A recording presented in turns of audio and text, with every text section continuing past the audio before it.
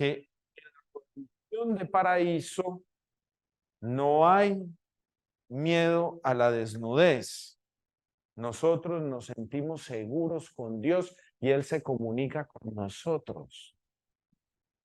Entonces, dentro de este mito, ¿qué es lo que quiere decir? Que nosotros tendemos también a ese estado. Nosotros queremos no sentir la desnudez del pecado. Queremos estar en gracia con Él, sentirnos seguros de sí mismos. Porque uno de los efectos del pecado es precisamente vulnerar lo que tú eres. Te sientes cabizbajo, entristecido, llegas y no buscas entonces la edificación que deberías de buscar. Es que yo no merezco nada, yo no merezco nada y no deseo nada porque he fallado.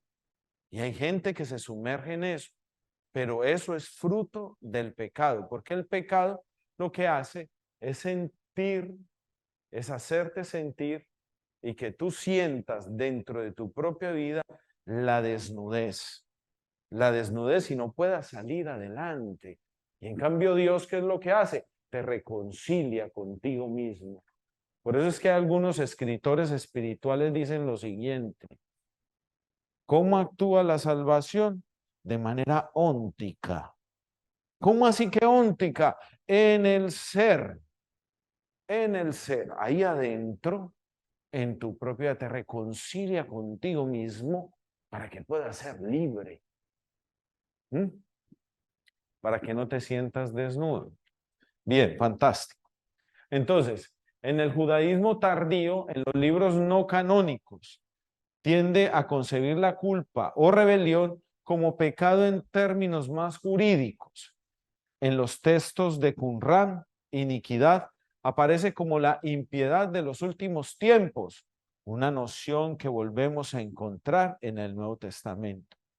¿Cómo así? En el judío tardío, en los libros no canónicos, los libros que no aparecen dentro de la Sagrada Escritura, que no están encarrilados dentro de los libros que nosotros leemos en la fe. Pero también nosotros vemos los libros de Qumran, los textos de Qumran son unas cuevas que de por sí tenían unas vasijas de barro y ahí encontraron unos rollos de papel, rollos como papiros, digámoslo así, de papel, del papiro, que no viene a ser el papel actual, que tenían escritos los evangelios y varios textos que son de índole cristiana. Y no solamente de índole cristiana, sino también de índole judío. Entonces, la iniquidad aparece como una impiedad de los últimos tiempos. ¿Por qué es importante, mis queridos hermanos, ese recorrido histórico? Porque para nosotros la fe se fundamenta. Nosotros damos razón de nuestra fe y entender qué es lo que nos acosa. Eso es importante para poder contrarrestar. Entonces nosotros contrarrestamos el pecado dándole la prioridad a Cristo en nuestra propia vida, que vendría a ser una buena manera de cómo contrarrestar esos efectos del pecado de la desnudez que tú sientes de no poder ser tú en medio del mundo. Bien, vamos ahora con el pecado en el Nuevo Testamento. ¿Sí? En el Nuevo Testamento.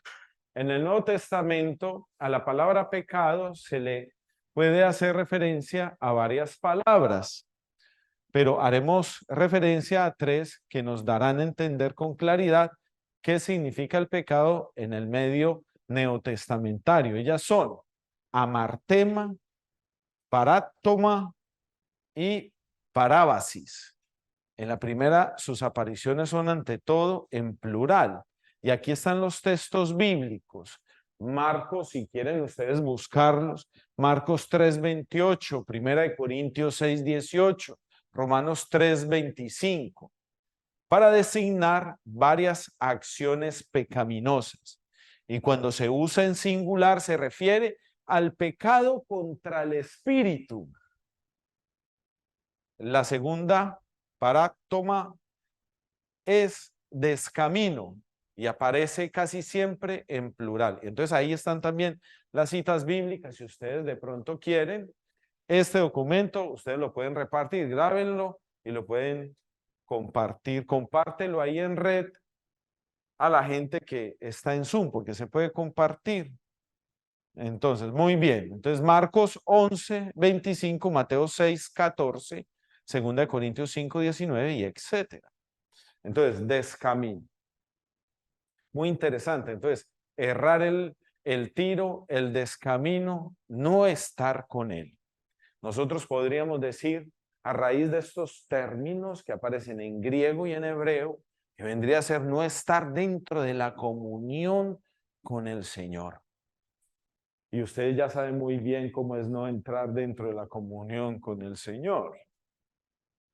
Por ejemplo, cuando uno cae en adulterio, el adulterio, ¿a qué te lleva a ti? El adulterio, por ejemplo. Por ejemplo, una sexualidad desenfrenada, donde tú llegas y no guardas castidad, pues por supuesto que cómo vas a estar. Y te preguntas, pero Dios, ¿por qué no actúa? Pues claro, porque tienes que darle frente al pecado. Y darle frente al pecado significa darle la prioridad a la gracia para que tú te sostengas en Dios y para que no te sientas desnudo. Sonaría algo muy hermoso, pero es así. Entonces uno no se siente desnudo. Entonces cuando nosotros nos confesamos, eso es maravilloso. A mí me encanta confesarme. Me confieso una vez al mes. Entonces, yo al confesarme, recupero toda gracia y bendición. La confesión viene a ser un gran regalo de parte de Dios para el cristiano, para contrarrestar precisamente los efectos del pecado que viene a ser la desnudez que tú sientes. La desnudez nosotros podríamos designarla como tristeza, una tristeza profunda donde tú llegas y volteas y das vueltas en tu cama y te preguntas, pero ¿por qué? ¿Qué fue qué es lo que me pasa? Y claro, y cuando tú analizas, es que estás en una situación de pecado y no te puedes engañar a ti mismo o a ti misma. Entonces hay tristeza, así como los frutos del Espíritu es la alegría y la paz. Asimismo, entonces está la tristeza, la incomodidad en tu propia existencia, en no tener sosiego. Por algo será que San Pablo también dice que no andemos en borracheras, que no andemos en fornicaciones. ¿Y por qué será? Porque lo que San Pablo dice, por ejemplo, en la carta a los Gálatas, cuando habla de catasars y cataneuma. Catasars significa según la carne y cataneuma según el espíritu. Entonces, cuando habla de según el espíritu, entonces él lo que quiere es darle la prioridad a Cristo en la vida que nos da la seguridad de la gracia. Cuando nos unimos a Cristo, debemos de vivir en Él y mirarlo a Él, para que no entonces no se dé esa desnudez. El catasar, entonces él dice sobre la borrachera, la fornicación y una cantidad de pecados, y entonces uno dice, entonces por eso es que te sientes así. ¿Qué es lo que tú deseas en tu vida? Y el cristiano se caracteriza que su primer deseo viene a ser ¿quién? Cristo, para no estar en descamino, sino estar en gracia del Señor. Muy bien. Muy bien. Entonces, la tercera es parábasis, que es transgresión exclusivamente en Pablo y en la carta de los Hebreos. Ahí me adelanto un poco. El pecado de la transgresión de la ley. Entonces ahí están las citas bíblicas. Transgresión a la ley. Bien, pasemos a la otra diapositiva. Para concluir, porque como venía de la Eucaristía me dijeron 40 minutos, padre, y yo dije, fantástico, yo creo que ya llevamos casi 40, entonces vamos para concluir. Ni 10 minutos. Ay, Dios mío, bendito. No, pero podemos hablar otra cosita más, no se preocupe. Entonces, A la medida que el cristianismo va caminando después de Jesucristo, va adquiriendo una tradición que va dándole un sentido más especial a el hamartía, el pecado apareciendo como perteneciendo más al interior del hombre que los pecadores o transgresiones. Bueno, a los pecadores y transgresiones, llegando a ser un poder que rige toda la creación. El pecado en la Biblia, según las expresiones anteriores, es las transgresiones contra Dios. Bien, eso es importante, las transgresiones contra Dios, y es algo más interno. Voy a hacer un paréntesis que es importante hacerlo, y sobre todo para comprender esta dinámica del pecado. Así como se entiende el pecado, así también se entiende la forma de cómo ofrecer el culto a Dios. Antiguamente, cuando alguien pecaba, en el Antiguo Testamento, estaban los profetas que decían, no, es que hay que ofrecer un sacrificio a Dios, pero era un sacrificio que se ofrecía a manera colectiva. Entonces, el pecado de uno era el pecado de todos, de todos, de todos.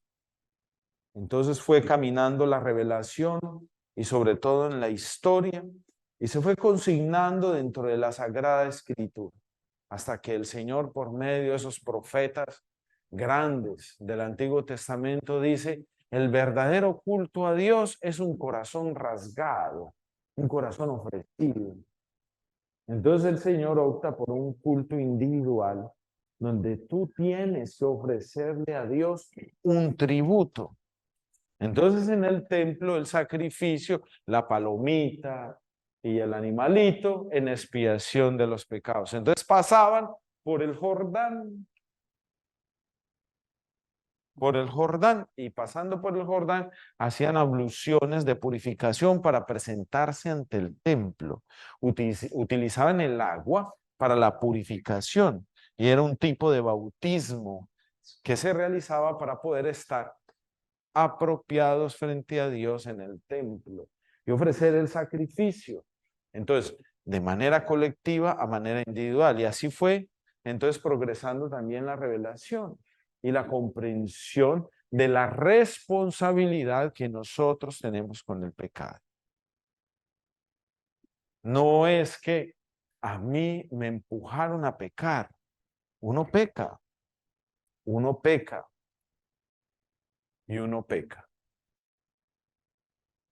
Porque si alguien ha cometido, por ejemplo, una situación de encierro dentro de una casa de citas, una chica, ahora que está muy de moda esos sonidos de la libertad, entonces chicas que son raptadas para seguir la lujuria de hombres adultos pedófilos.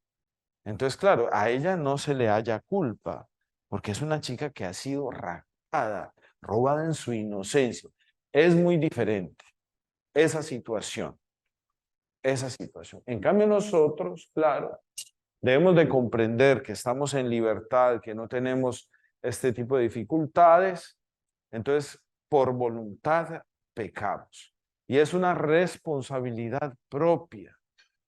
Miren, hay algo que es importante dentro de nuestras relaciones humanas, y es que cuando nosotros buscamos el pecado, dividimos la familia.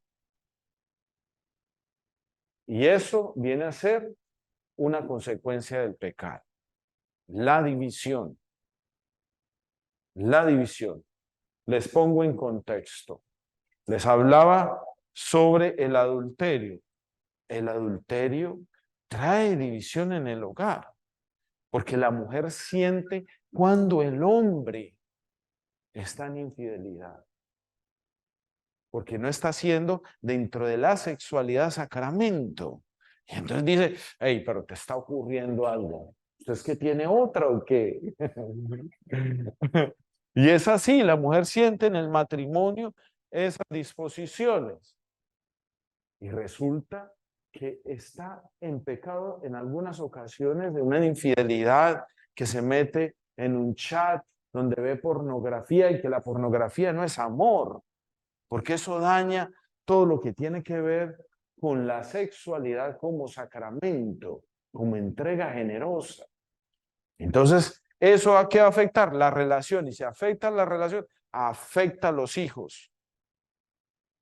Y afectando a los hijos los vulnera para las futuras relaciones que tengan en familia, porque los pecados traen su consecuencia. Hay chicos que llegan y dicen, ay no, es que yo ya no me quiero casar, yo ya no me quiero casar. Y tiene que ver mucho con el testimonio que han recibido de sus padres.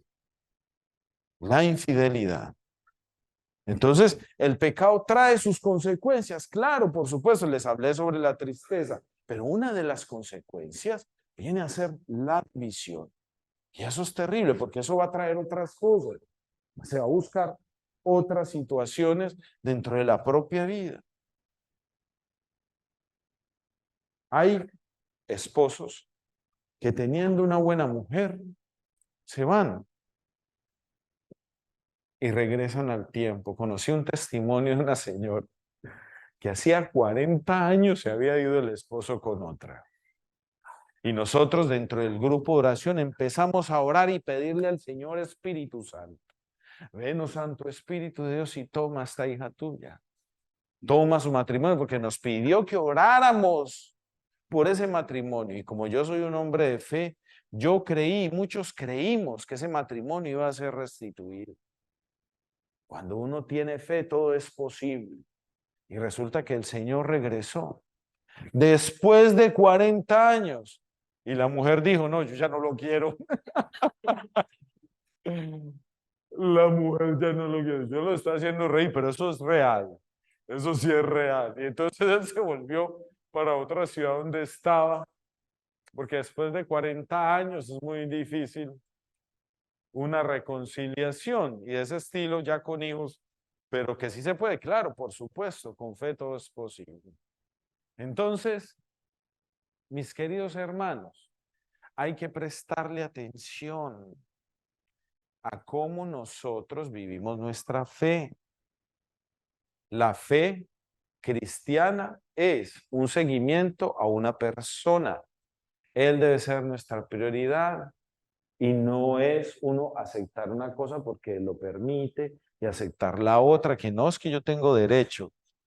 No, el Señor mismo nos enseña a cómo vivir, porque su sabiduría es el saber vivir como aparece dentro de los sapienciales. Y tenemos la sabiduría encarnada. Es Cristo nuestra luz que nos enseña cómo vivir, a cómo ser cristianos, a cómo ser jóvenes, matrimonios felices desde el Señor.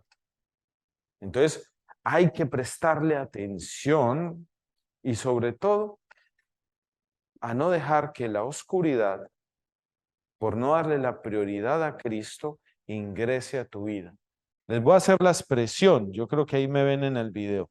Si uno, por un espacio así de pequeño, permite la oscuridad en su vida, pues por supuesto la oscuridad va ingresando y va contristando la acción del Espíritu.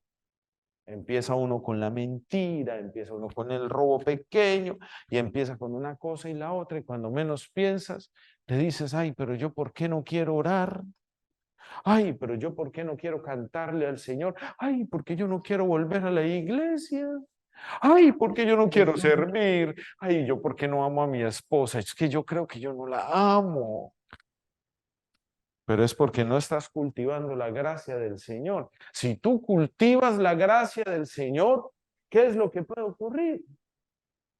¿Qué es lo que puede ocurrir en tu vida? Cosas maravillosas sucederán.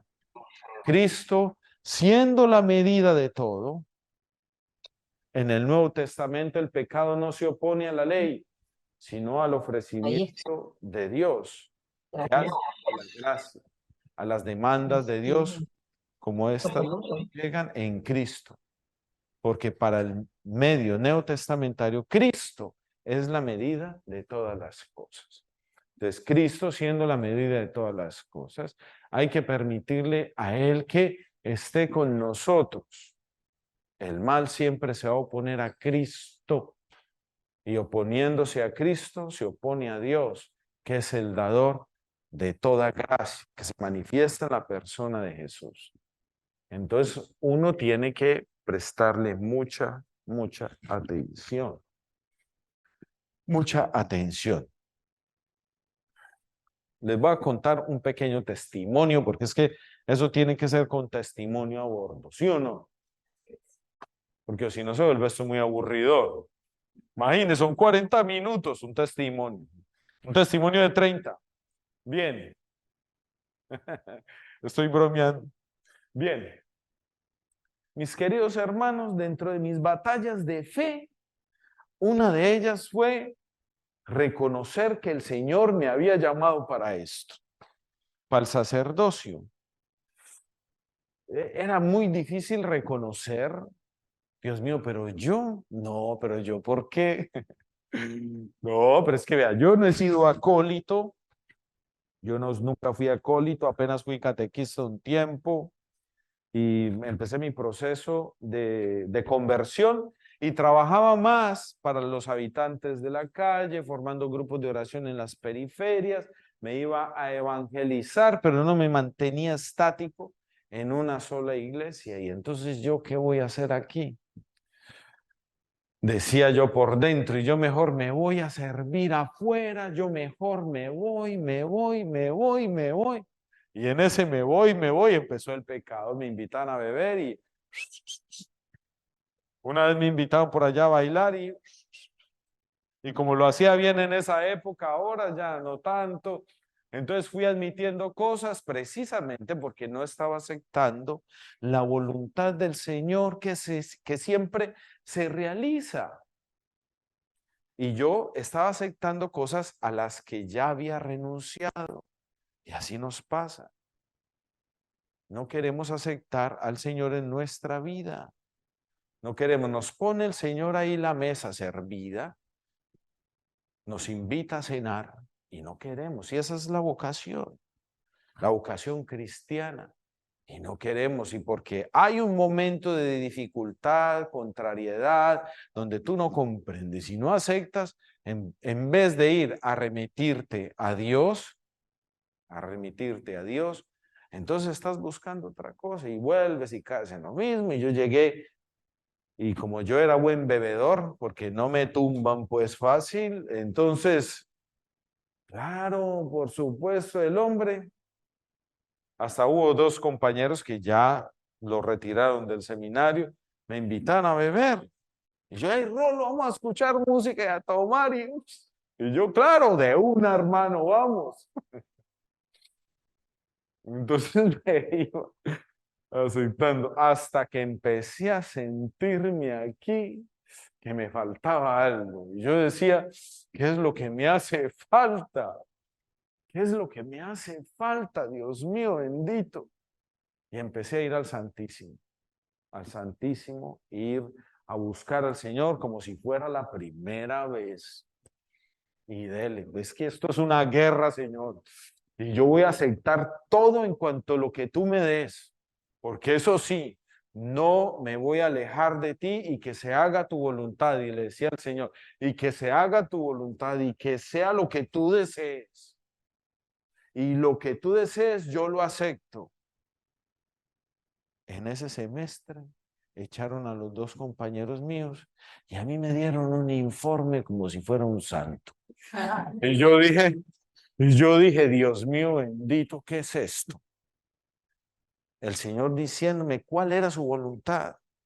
El Señor diciendo, me había servido la mesa, me quería feliz, pero yo todo terco no quería y no aceptaba, y no aceptaba, y no aceptaba. Y es que no, yo quiero otra cosa diferente. Entonces quería hacer otra cosa diferente. Entonces yo dije, no, no más, Señor, que se haga siempre tu voluntad. Y siempre cuando, por ejemplo, llega una dificultad a mi vida, lo primero que hago es eso. Pedirle al Señor, Señor, que se haga tu voluntad porque todo lo tuyo es perfecto. Contigo he hallado la felicidad. ¿Puedo ser yo feliz, contento, predicando la palabra de Dios, comiendo con la gente, compartiendo la palabra que me encanta? Y bueno, etcétera, todas las cosas que me gustan dentro de lo que yo ejerzo dentro de mi ministerio.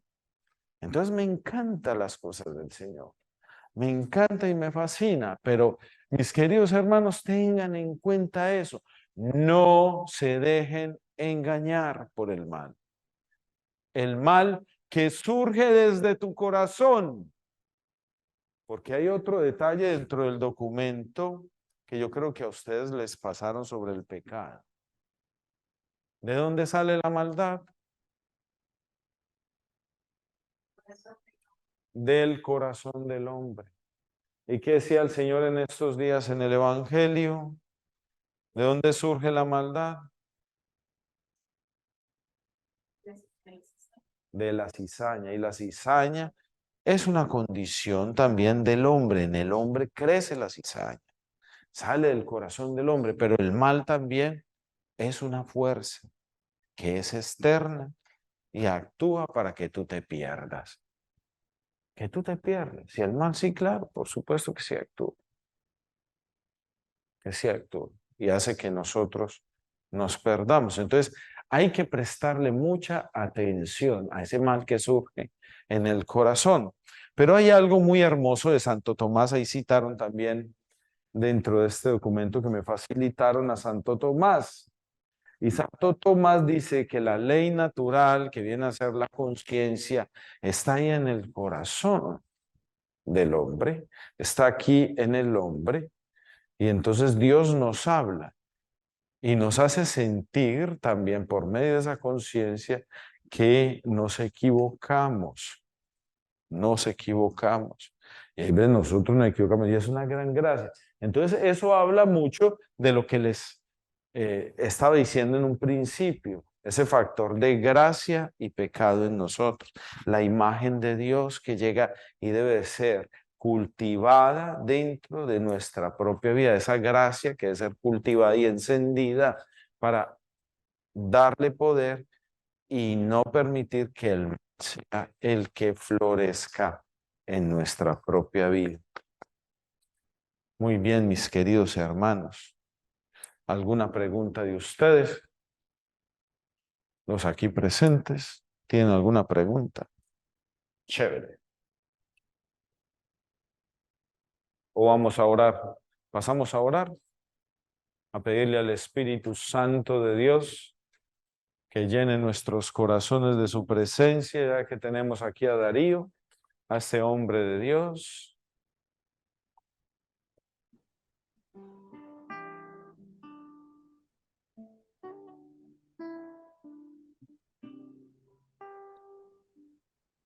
Pidámosle al Señor en este instante que tome nuestro corazón. Queremos darle la prioridad a Él para que renunciemos a nuestra maldad o transformarla en algo mejor, porque el Señor de lo malo sabe hacer lo mejor. Señor Espíritu Santo de Dios, ven, ilumínanos con tu poder, ven y llénanos de tu presencia. Ayúdanos, Espíritu Santo de Dios, a establecer la comunidad, la comunión con el Señor. A establecer la comunión con el Señor. Señor, queremos siempre tenerte a ti como el primero. Espíritu Santo de Dios, ayúdanos a tener esa comunión con Cristo, nuestro libertador. En esta noche queremos darle nuestro corazón. Danos siempre tu corazón, Señor. Que tu corazón sea nuestro corazón. Te damos nuestro corazón para que esté con el tuyo. Danos siempre tu gracia y tu poder. No te alejes de nosotros nunca, porque queremos una vida contigo. Queremos ser fieles cristianos.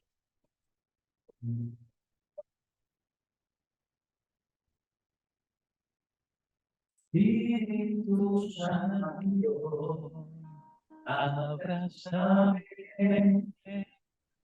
por favor.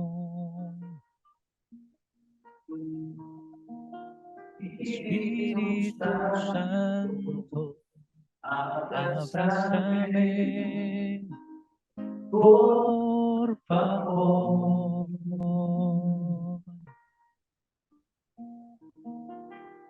Espíritu Santo, abrázame, por favor. Espíritu Santo, abrázame, por favor.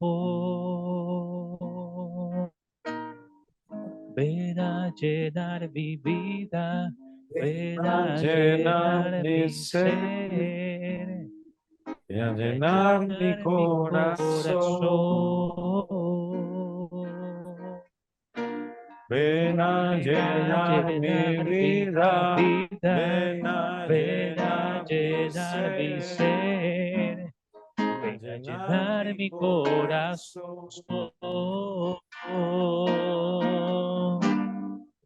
Ven a Llenar mi llenar mi vida. vida, Ven a ven a llenar mi llenar mi ser. ser, Ven a ven a llenar mi llenar mi corazón. corazón. Ven a Ven a llenar mi llenar mi vida. vida, Ven a ven a llenar mi llenar ser. ser, Ven a ven a llenar mi llenar mi corazón. corazón. Ven Santo Espíritu de Dios, ven Santo Espíritu de Dios. Ven a llenar este lugar. Dile, ven Espíritu Santo, dile fuerte, fuerte, fuerte Espíritu Santo. Ven, ven Espíritu Santo. Ven Espíritu Santo, ven Espíritu Santo. Dile más, más, fuerte, fuerte. Espíritu Santo, Espíritu Santo. Ven Espíritu Santo. Queremos más Espíritu Santo. Te adoramos, te bendecimos, te glorificamos, Señor Jesús. Ven, ven a llenar este lugar, ven a llenar este lugar. Ven, ven, ven Espíritu Santo. Ven Espíritu Santo. Ven Santo Espíritu, ven. Santo, Abba Padre, Abba Padre. Jesús, Jesús. Ven a llenar mi Ven a vida, llenar mi ven a ser. llenar mi A ser, llenar mi ven a corazón. llenar mi corazón. Ven a Ven llenar a mi llenar vida. mi vida, Ven a ven a llenar mi llenar mi ser. ser, Ven a ven a llenar llenar mi mi corazón. corazón. Ven a Ven a llenar mi llenar mi vida. vida, Ven a ven a llenar mi llenar mi ser. ser, Ven a ven a llenar mi llenar mi corazón. corazón. Ven Ven a a llenar llenar mi mi vida. vida, Ven a ven a llenar mi llenar mi ser. ser, Ven a ven a llenar mi llenar mi corazón. corazón. Ven y sopla sobre mí. Ven y Ven y sopla. sopla, Ven y ven y sopla. sopla, Ven y ven y sopla sopla sobre sobre mí.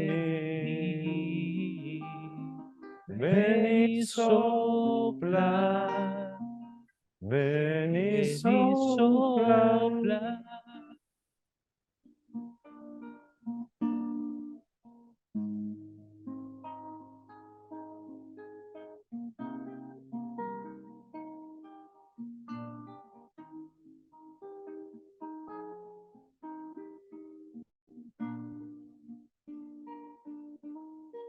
Gracias, Señor, por este momento en el cual nos hemos reunido Te pedimos que tú seas la prioridad en nuestra vida. No queremos una vida alejada de ti. Más bien tú siempre como el primero y único amor en nuestro corazón, para que podamos construir nuestras relaciones, para que podamos tener un matrimonio santo, para que podamos tener una vida santa. Porque en el claroscuro de nuestra vida, tu luz, Señor, es lo primero que deseamos. Tu presencia es lo que nosotros anhelamos con todas nuestras fuerzas, porque en ti hemos conocido lo que es verdaderamente lo bueno y grato. En ti hemos hallado sentido de vida. Por eso en esta noche, Señor, queremos que tú seas el primero y el único en nuestro corazón como el Salvador y el amor.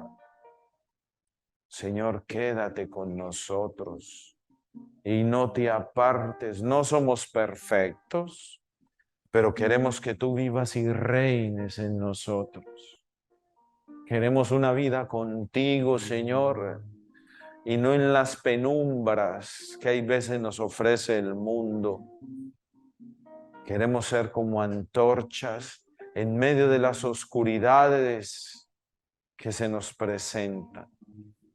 Queremos ser antorcha y camino para tantos, pero en ti, contigo, Señor, porque contigo vamos seguros a la dignidad del ser humano. Te damos, Señor, en esta noche nuestro pensamiento, nuestro corazón, todo en cuanto tenemos. Y sé tú siempre, Señor, nuestro pastor, el camino y la meta de todo en cuanto emprendamos. Siempre de tu mano, Jesús, lograremos más con el poder de tu amor, Señor. Y por el ministerio que tú me has dado, Señor, gobierna en los corazones de todas las personas que están en este lugar y nos están viendo. Es tu poder, Jesús, y por el ministerio que tú me has dado, te pido que gobiernes, liberes y establezcas tu comunión con estos hijos tuyos, deseosos de tu presencia, Señor. Yo sé, Señor, que me escuchas, tengo fe y hasta la muerte contigo, Señor. Porque esto no termina, este gozo y esta alegría de tenerte como compañero, como amigo, como hermano, en quien puedo confiar y con quien nunca fallaré. Es algo maravilloso y que hoy cada uno de los que está en este lugar, tanto de manera virtual como también física, tengan tu presencia de amor. Gracias, Jesús, por tu presencia y por tu amor. Hoy siempre, Señor, gobierna y bendice a este pueblo tuyo. En el nombre del Padre, del Hijo y del Espíritu Santo. Amén. Ya nos llamó el Espíritu Santo. Bueno, Padre, le agradecemos por acompañarnos esta noche y a cada uno de ustedes, también a todos nuestros hermanos que nos acompañan por vía Zoom, tanto dentro y fuera del país. Gracias al Padre por darnos su testimonio. Nos ayuda muchísimo sobre este tema que hemos visto. Así que gracias a todos. Sigamos al próximo miércoles. Aquí. Amén. Bendiciones.